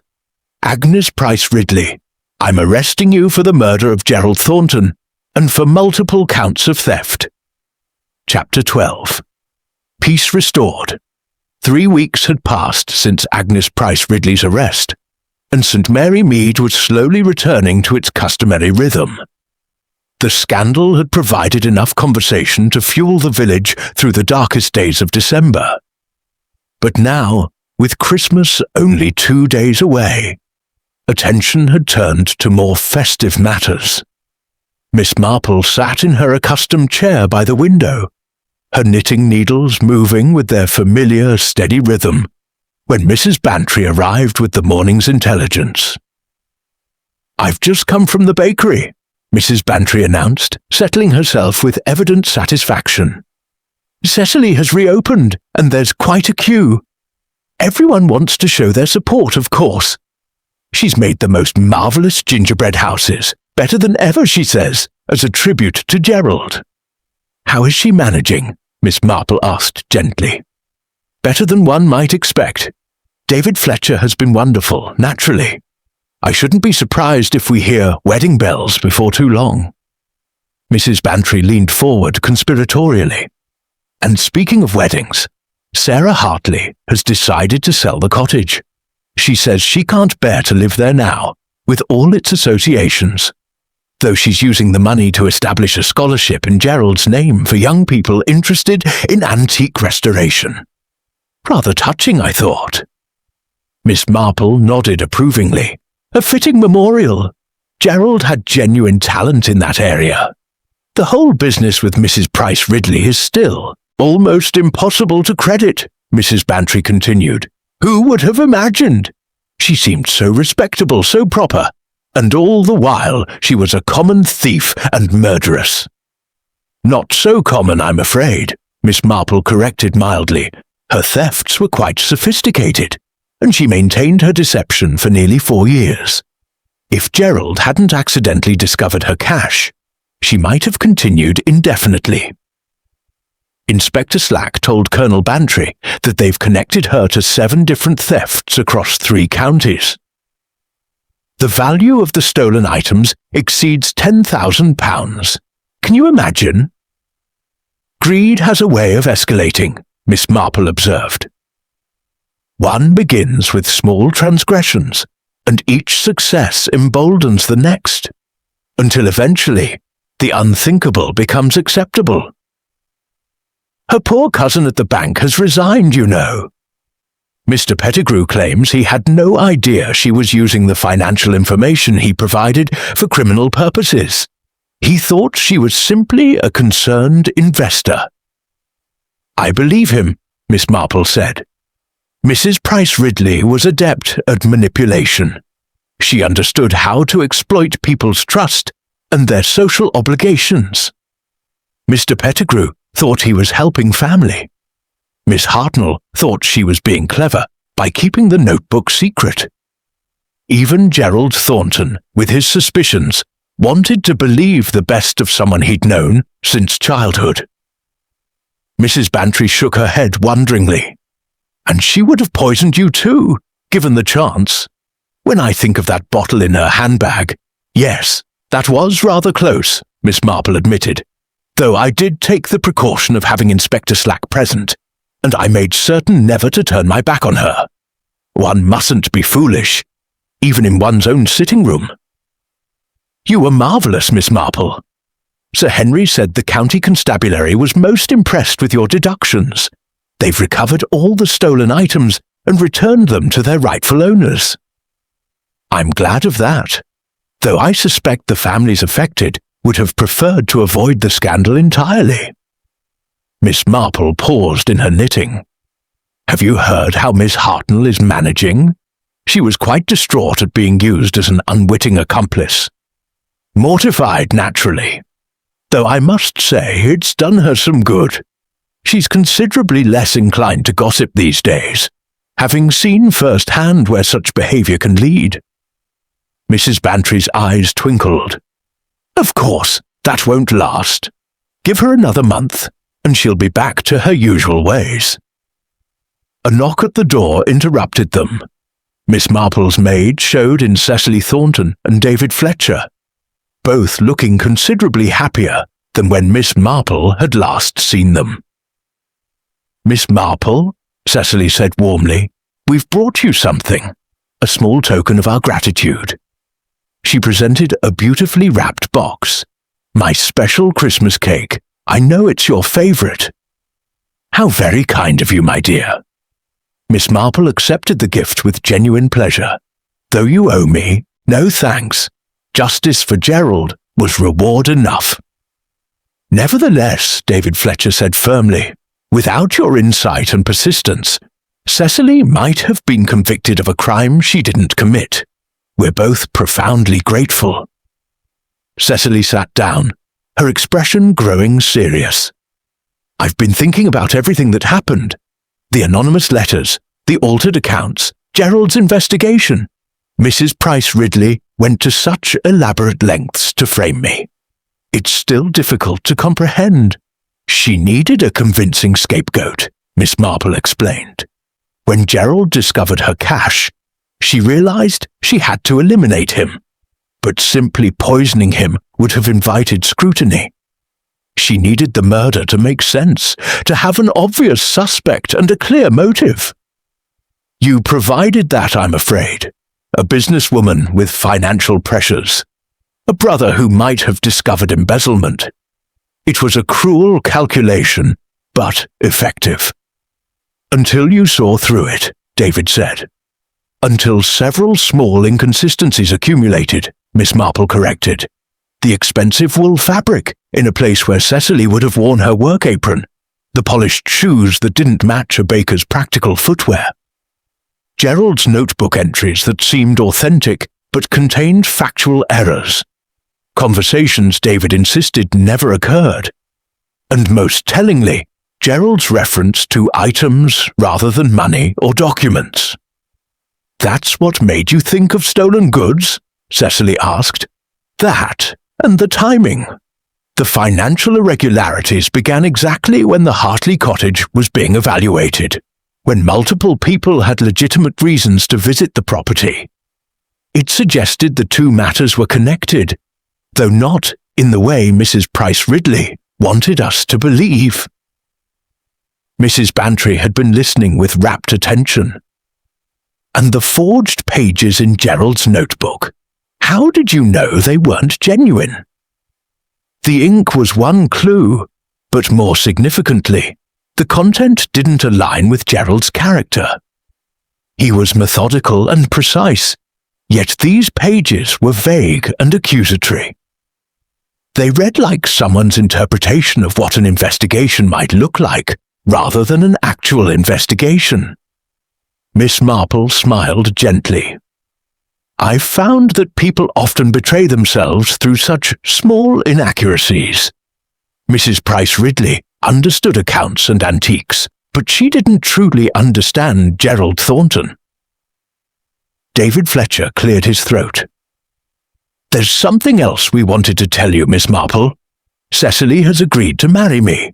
We're planning a spring wedding. How wonderful! Miss Marple's face lit with genuine delight. I'm so very pleased for you both. Gerald would have been happy to know you'd found each other. Cecily's eyes filled with tears. I think he was trying to bring us together, actually. Just before he died, he told me I should stop being stubborn and admit I cared for David. I dismissed it at the time. I was so focused on the bakery, on proving I could succeed on my own. But Gerald saw what I was too proud to acknowledge. He was a perceptive young man, Miss Marple said softly, and a loyal brother. His determination to protect you, even when he believed you might be in financial difficulty, speaks well of his character. After Cecily and David departed, Mrs. Bantry remained a while longer, discussing village matters and Christmas preparations. When she finally left, Miss Marple returned to her chair by the window, watching the first snowflakes of the season drift past the glass. St. Mary Mead looked peaceful in the gathering dusk, smoke rising from cottage chimneys, lights beginning to glow in windows. The village had weathered another storm, tragedy and scandal, suspicion and fear, and emerged intact, if somewhat chastened. Miss Marple thought about Agnes Price Ridley, sitting in a prison cell awaiting trial. A woman who had valued appearances over integrity, who had let pride and greed corrupt her completely. She had been willing to steal, to frame an innocent woman, to murder a decent man, all to maintain a facade of respectability. It was a cautionary tale, one Miss Marple had witnessed in various forms throughout her long life. Human nature, in its weaknesses and failings, remained remarkably consistent across time and circumstance. But so, thankfully, did human nature in its better aspects. David Fletcher's steadfast loyalty to Cecily. Sarah Hartley's determination to honour Gerald's memory through meaningful charity. Even Miss Hartnell's genuine contrition and desire to change her gossiping ways. These small acts of decency and courage were what ultimately sustained communities through their darkest hours. Miss Marple picked up her knitting once more, her needles clicking softly in the quiet room. Outside, the snow continued to fall, covering St. Mary Mead in a clean white blanket that would, by morning, make everything look fresh and new again. Tomorrow was Christmas Eve, and the village would gather for carols in the church. The bakery would provide mince pies and gingerbread. Families would come together, old grievances temporarily forgotten in the spirit of the season. And Miss Marple, who had seen the worst of human nature and helped bring a killer to justice, would sit in her customary pew and give thanks for the enduring goodness that existed alongside the darkness. For in the end, that was what sustained one through life's inevitable tragedies. The knowledge that decency and truth, however obscured, would ultimately prevail. The mystery of Gerald Thornton's murder was solved, justice had been served, and St. Mary Mead could rest peacefully once more. Until, inevitably, the next disruption came. But that, Miss Marple thought with a small, knowing smile, was a story for another day.